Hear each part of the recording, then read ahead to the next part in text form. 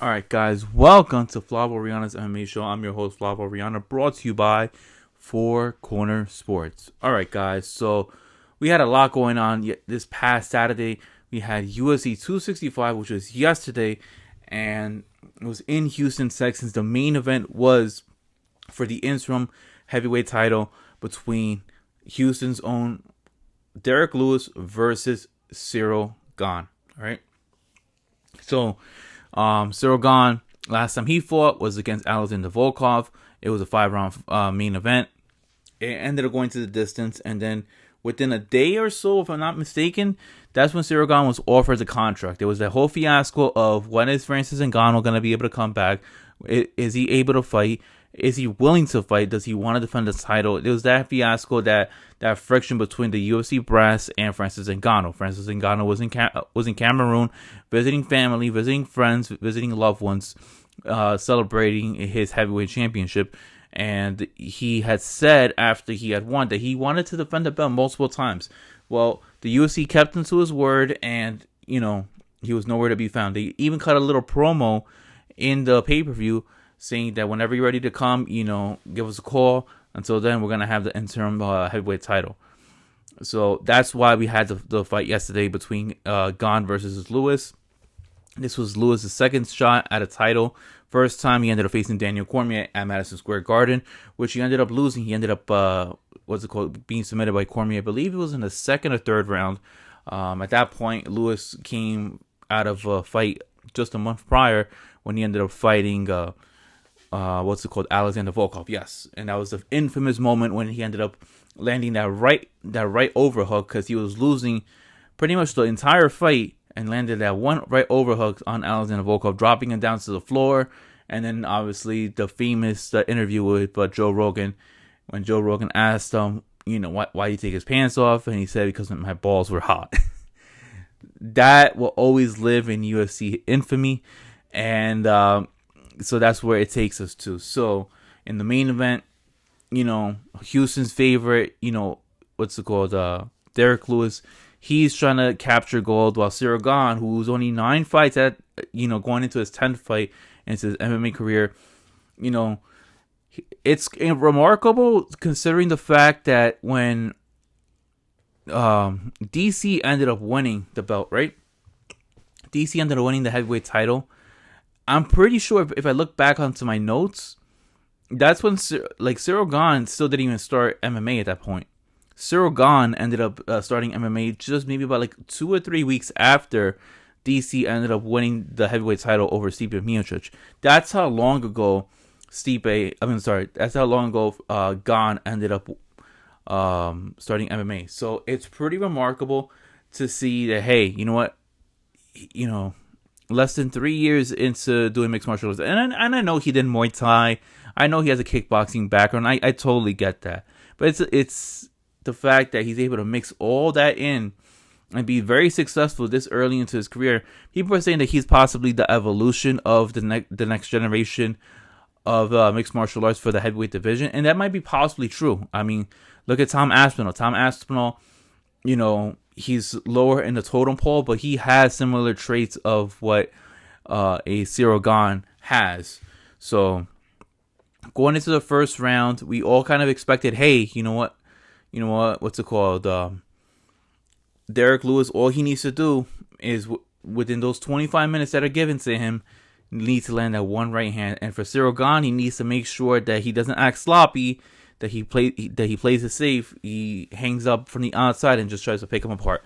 First round, it was just a very tactician, normal fight for Ciryl Gane, similar to how he ended up fighting Jairzinho Rozenstruik, similar to how he fought Alexander Volkov.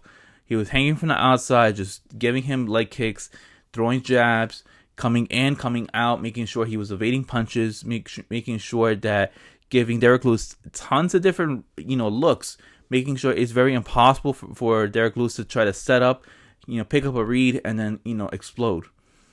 And Ciryl Gane was just abusing the lead leg on Derrick Lewis. At one point in the first round, I'm like, Derrick Lewis's leg looks kind of damaged, just because he's just kicking the leg. And it wasn't really blasting kicks, It was more or less just let me poke at it. Now imagine you're just going like this, for like 10 minutes straight. All right, and obviously he's gonna get a little sore. Well, Ciryl Gane is doing, he's just tapping, smacking the leg a little bit, smacking the leg, same spot in the first round. And it was just a very tactician fight. Second round, more of the same thing. Derrick Lewis couldn't get a good read. He really wasn't able to throw any type of punches. I mean, the discrepancy in shots that were exchanged from Gane compared to Lewis was far remarkable, and it was very one-sided. Same in round 3, we got more of the same, but then we also see more of Gane trying to get away from Lewis because they got into a clinch a little bit. Lewis, was trying to see if he can get, some clean shots in, but nothing was evasive. At one point, Gane had him against the cage, and then within the cage, Gane was just throwing shoulder strikes, hitting him, throwing strikes, with an overhand hook, a little bit of an uppercut, and he ended up hurting Derrick Lewis. Derrick Lewis ended up saying about an eye poke. I don't think that in my opinion, I didn't see no eye poke. If anything, I saw Derrick Lewis poke Gane's eye, but there was no stoppage there. And then Gane got into a little bit of a flurry. At one point, knocks the mouthpiece of Derrick Lewis, and wow, if Dan Miragliotta did not step in and stop the fight temporarily just so he could give Derrick Lewis his mouthpiece in, I mean, the fight would have been over right then and there. But the fight ends up finishing within the next minute and a half with Ciryl Gane just exploding on punches, letting everything go, hammering the fisticuffs. And you just see Derrick Lewis hurt on the floor, gasping for air, and the fight was over. Ciryl Gane, within 10 fights into his mixed martial arts career, he is the interim UFC heavyweight champion. Now, me personally, I was a little bit shocked.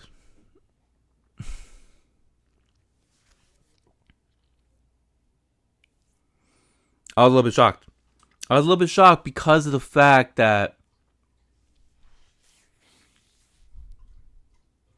I really wanted Derrick Lewis to win. As a fan of his, I think he's very exciting. I think that, his personality, carries over. He's good. He's good with the media and stuff like that. Ciryl Gane, all right, he won the interim title. Now the UFC can, unify the belts. Have Francis Ngannou versus Ciryl Gane. There's tons of storyline behind it. You have the storyline of Ngannou being a refugee going towards France, right? He's at the MMA factory. He gets trained by head coach, I think is Ferdinand Lopez, if I'm not mistaken. Grooms him up. He's this destructive machine once he gets into the UFC, knocking everybody out, getting a title shot against Stipe Miocic, going all 5 rounds and losing the fight. Ngannou changes camps, goes to Extreme Couture in Las Vegas, and then you also have the fact that Ngannou and Gane were former teammates at MMA Factory, and Lopez, the brilliant genius that he is, he was able to just grab 2 people from the street in Paris, groom them up into these phenomenal heavyweight fighters that are now competing at the highest, best promotion in the world for heavyweight championship gold. And Gane, who is a lot lighter than Francis Ngannou, more technically sound. He's within 10 fights into his mixed martial arts career. He's already now a champion at the interim level in the heavyweight division. So that's pretty remarkable right there. There's tons of storyline. Dream scenario for the UFC is that they would love to have this fight in Paris, but with everything happening within the world, most likely that's not going to end up happening. Probably going to happen sometime, somewhere in Vegas, maybe at the T-Mobile Arena. That might be the best fit. They wanted to do it in Madison Square Garden, but it's most likely not going to happen at Madison Square Garden just because of the COVID restriction rules that are happening here in New York. But yeah, guys, so that's really great stuff right there. As for Derrick Lewis, well, Derrick Lewis is going to be in a weird spot. He's definitely going to have to win a couple more fights now because he was on this great stretch, knocking out Curtis Blades. He ends up getting a win over Ilir Latifi, knocking out Alexei Oleinik. I think he was like on a 4 or 5 fight win streak, and then he manages to get himself into an interim title fight. Perfect. All right. What's next for Lewis? He might have to go back into like the rematch stages now. He might have to have a rematch against Alexander Volkov. I think that's a fight that Volkov would want to sign up for, considering that he was winning that fight, and then at the very ending of the third round, Lewis lands an over right hand, knocking down Volkov, and then Lewis hammering away. There's also, you can tread. I wouldn't say the Curtis Blades fight just because that's still fairly new. That happened this year, but they could go back to maybe him fighting, down lower in the totem pole. I mean, there's also that they can always go with the Greg Hardy situation. There's beef there. Greg Hardy's maybe one fight away. If one loss away actually. If he loses, he gets cut. Maybe Derrick Lewis, fights Greg Hardy, and Greg Hardy does get cut from there if the UFC doesn't want to have to do anything more for Greg Hardy. There's plenty of fights that be available for Derrick Lewis, but nothing of the aspect where he's going to be fighting for a heavyweight championship anytime soon. Not that he has officially lost. So yeah, so that's what sucks for Derrick Lewis, fan favorite. Into the co-main event, we had Jose Aldo versus Pedro Munoz. Pedro Munoz had looked phenomenal in his last fight against Jimmy Rivera. He looked like a stud. Him going against the king of Rio, Jose Aldo. Now, Jose Aldo, last time we saw him, he ended up having a fight against Marlon Chito Vera, where Marlon Chito Vera, his fight prior to having fight Jose, he ended up fighting Sugar Sean O'Malley. So he gets a big name right there. Chito was on a roll at that point. And, Jose Aldo just showed that, hey, you know what, that I'm a better, kicker than Vera. I'm a better striker. I can work better on the ground than him. And, Jose ended up winning 2-1 against Marlon Chito Vera. Chito Vera was a slow start in that fight. And Aldo ended up, capitalizing on the moment. He just took advantage of the fact that Vera, was slow in round 1. And the momentum just kept on going from there on. And now this brings us to the co-main event. Aldo looked phenomenal, landing a ridiculous amount of hard, significant punches. I mean, Pedro Munoz is a stud. This guy has a chin of steel, absorbing so many punches, absorbing so many body shots too. Like the amount of body shots that Aldo ended up throwing to Pedro Munoz, it would have taken the normal UFC fighter to crumble down into the ground. But Pedro Munoz ate that like a champ, and, it was one of the more dominant performances in the Jose Aldo's bantamweight career. It was very phenomenal. I think what's next for him, I would love to see a matchup between Aldo versus Cody Sandhagen. That would be a big name for Sandhagen. Sandhagen coming off of a loss against TJ Dillashaw, who was the former bantamweight champion. If he has to fight Jose Aldo, that is huge right there. And the winner of that puts himself in line of a title shot. You sign me up for that. As for Pedro Munoz, he was ranked number 9, but there's very limited options for him at this point. He's not gonna fight anybody up in the rankings. Not that he lost to the 5th ranked fighter in the bantamweight division. Most likely he's gonna have to take a significant step back. Might have to face somebody of a Cody Stamen, maybe of a Song Yadong, who ended up having a great victory over Casey Kenny. So that's what's gonna happen for most likely Pedro Munoz. In the third fight on the main card, we have Vicente Luque Michael versus the Maverick himself, Michael Kiesa. Now, Kiesa was undefeated going into this fight. I believe he was 3 or 4-0. Looked very phenomenal. Which his last performance was on Fight Island against Neil Magny, and that was a great fight. And it just showed how good of a fighter Michael Kiesa is. And stepping across into the octagon was Vicente Luque, who his last fight was against former welterweight champion, one of the best welterweights of all time, Tyron Woodley. And he was the first person ever to make Tyron Woodley ever tap out via a Doris choke, which was phenomenal. That was a barn burner of a fight between Woodley and Luque went to his bread and butter, which I was very surprised that he even attempted a Doris choke, and then he forced Woodley to tap out. So going into this fight against Kiesa versus Luque was getting, abused with the jab, and Kiesa was throwing the combinations. I was very confused. I mean, if you ever see one of Michael Chiesa's fights, you always think that he is just going to go straight for the grappling. But for him to throw the combinations that he did, hurting the nose, hurting the orbital of Vicente Luque, it must have threw Luque a huge surprise. And then nonetheless, Michael Chiesa goes to his bread and butter. He goes for the takedown. He's riding mount. He's trying to choke out Luque. He has a rear naked chokehold in. Luque manages the escape, flips over, turns around, is able to get into a headlock, and then turns into a Darce choke, forcing Chiesa to tap out.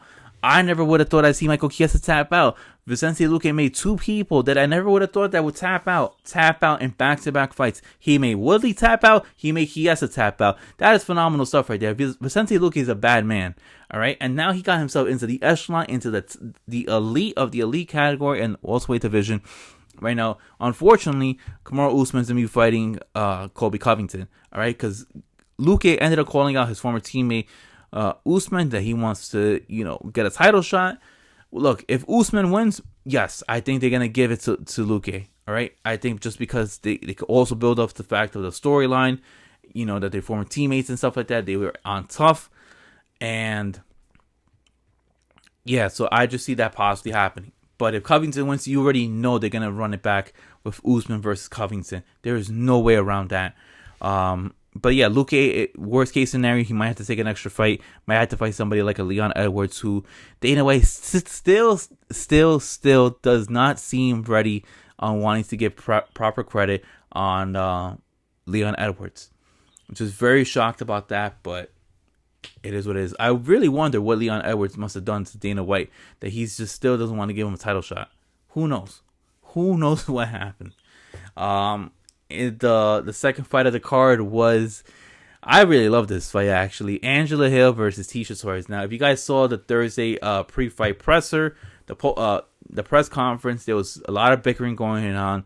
Apparently, Angela Hill was talking smack, wanting to get Tecia Torres to sign the contract. After Tecia signs the contract, there was no rumblings on Angela Hill. Angela Hill says that, Tecia was only able to beat her pre-USADA. And, Tecia took, took offense to that, as she should, Tecia was like, I have a phenomenal body. I take a compliment that anybody says that I'm using steroids or any type of banned substances. And she's like, I'm probably the most, tested athlete by USADA. And I take compliment of that because, everybody's just jealous of my body. Those were her words, all right, for verbatim, as close as they can get. And, this was everything that I expected. I expected a lot of striking. I expected a lot of exchanges. I also expected the fact of, the bad blood. The bad blood of, hey, you ended up using a banned substance. Angela Hill is known to open her mouth and doesn't care how it gets perceived. She even mentioned TJ Dillashaw having a juice bar. And I thought that was so uncalled for. Like, why are you bringing TJ Dillashaw in there? Anyways, Tecia Torres, was so quick, was so evasive, was the better striker, was throwing a ridiculous amount of punches, was landing punches. And Angela Hill, surprisingly, was not moving her head. She was eating a lot of punches. And the whole fact is, if Angela throws a kick, Ticia's throwing about 3 to 4 punches by the time Angela tries to bring that kick back. And at that point, that was canceling out Angela's kicks. And throughout all 3 rounds, we got more of the same. It was a 30-27 domination. Well, not domination, but an emphatic win for Tecia Torres. Now, Tecia Torres, in my opinion, I think the best, next fight for her to get is against the former champ, Claudia Gadelha. Why is that? Claudia Gadelha has not fought since she lost to the lady from China, not Weili Zhang, the other one that ended up losing to Carla Esparza. She hasn't fought since, right? She lost to Angela Hill. Well, she won against Angela Hill, but technically, in my opinion, she lost because the judges ended up robbing Angie on that. I think I'm very surprised that Tecia and Claudia have never, they never been scheduled to fight one another at any point in their career. As for Angela, I don't know. She might have to take a significant step back. I mean, her record does not look very good. Maybe she might need to fight somebody like a Hannah Cifers or something along that nature. I wouldn't mind seeing something like that. Or, she's, losing against, top 10 opponents, which is great, but she's beating up on the middle tier opponents. And I just feel like Angela Hill at one point in my, I thought that she was, has the sole ability of competing for a title. It just doesn't seem like that. And obviously, first night of the card, the start of the main card was Casey Kenny versus Song Yudong. I already told you guys, Song Yudong ended up winning the fight, but Song Yudong at age 23 is looking phenomenal. Casey Kenny just looked a little bit slow in that fight. I don't know if he had a bad weight cut or anything like that, but Song looked great, was throwing the harder punches, was the more phenomenal puncher as opposed to Casey Kenny, which allowed Song to win by split decision. And then two more fights I want to talk about before I wrap this up.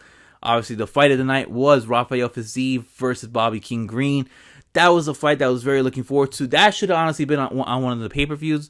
You could have replaced Casey Kenny as a feature prelim and put Bobby King Green on the pay-per-view card. Because Bobby Green, I didn't know this. I really didn't know this, guys. Bobby Green, his sparring sessions, when he spars to 20 minutes a round. That is phenomenal stuff. No wonder he looked so great in that third round. Rafael Fiziev looked phenomenal in the first two rounds, but it looked like he was starting to get gassed out. It was a very good kickboxing, Muay Thai type of sparring in the first two rounds, because that's what it felt like. Back and forth exchanges. And Fiziev looks great, from Kyrgyzstan. If I'm pronouncing that, hopefully I didn't butcher it. And Bobby King Green, this guy's in phenomenal shape. I mean, sure, he's not ripped, and shredded out of his mind, but this guy has the cardio of somebody that, has like unlimited gas inside of that tank. This guy did not get tired, talking smack, exchanging punches. I loved it. That was the fight of the night, for sure. What's next for Bobby King Green? I would love to see him fight Alexander Hernandez. I think that's the fight to make. I see the trash talking of Bobby frustrating Alexander Hernandez.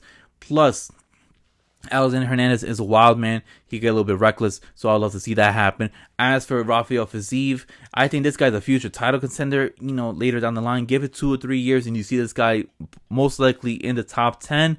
Top 5. I think what's best for him coming next, the best opponent should be Drew Dober. Drew Dober is a hard-hitting lightweight. I believe him and Justin Gaethje used to train together. Fiziev versus Dober makes total sense. The kicking of Fiziev and how hard he kicks the body versus Dober throwing great haymakers. Sign me up for that. I'll be watching that. I'll stop whatever I'm doing just to watch that fight. And honestly, the fight that, it was like second or third on the prelims, the early prelims, Miles Chapo Johns versus Anderson Dos Santos. Now, man, oh man, Miles Johns did everything correctly. He was chopping at the legs at Dos Santos. He was hitting the body. This guy has a dynamite of a hand. He has TNT in his right hand because it's very explosive. He's one of the few bantamweights that I personally have seen that has one punch knockout power, because what he has on that right hand is great stuff. The footwork, the punching. He was picking apart Dos Santos. He injured the leg. He was crushing the fact that Dos Santos, lead leg was very heavy, and he made sure that the mobility of Dos Santos was very limited. And that allowed him to, get at the body, throw to the head. And in the third round, Dos Santos ends up evading a punch, throws a hook into the stomach, and it throws an overhook to the face of Dos Santos, knocking him out cold. What a phenomenal stuff. Honestly, what's next for Miles Chapo Johns? I've been saying it. I'm the first one to say it. I don't want to hear what anybody has to say. I want to see the fight, the rematch from LFA. Miles Chapo Johns versus Adrian Yanez. Make that happen. I was the first one. I even told MMA Fighting Zone, Alex K. Lee, and Mike Heck on March 20th, hey, that's the fight to make. Nobody even knew that they ended up having a fight in LFA. They completely forgot about it just because it was a while ago. Make that happen. Giannis, my boy, if you're hearing this, I want you to fight Miles Johns. That's a fight to make. Both you guys are huge studs, you and Johns. But come on, I want to see that happen. I want to make sure that you guys get total exposure, maximize the amount of fans you could possibly get on that fight. As for Anderson dos Santos, the only fight I want to see him fight is against Chris Moutinho. Have these two guys fight like a 5-round main event. I know it's not going to happen, but I want to see you guys have that, what's it called? Definitely on a main card on a fight night. That might instantly win fight of the night, just because both these guys are going to punch each other to the bitter end. Honestly, if there was no time clock, I mean, somebody would just kill each other, just because they both have, the heart of a lion and they won't give up at all. I mean, like Moutinho has said in a previous interview, I believe it was with Mike Heck, that you're going to have to kill him to stop him. So that's the type of fight that you kind of would expect with Dos Santos versus Chris Moutinho. And I think that should be the next fight to make. All right, guys. So that covers everything on this UFC 265 recap show. I'm your host, Flavo Rihanna. Thank you for tuning in. Please hit that like and subscribe button, guys. And I'll see you guys next time. Peace, guys, and have a good one. See ya.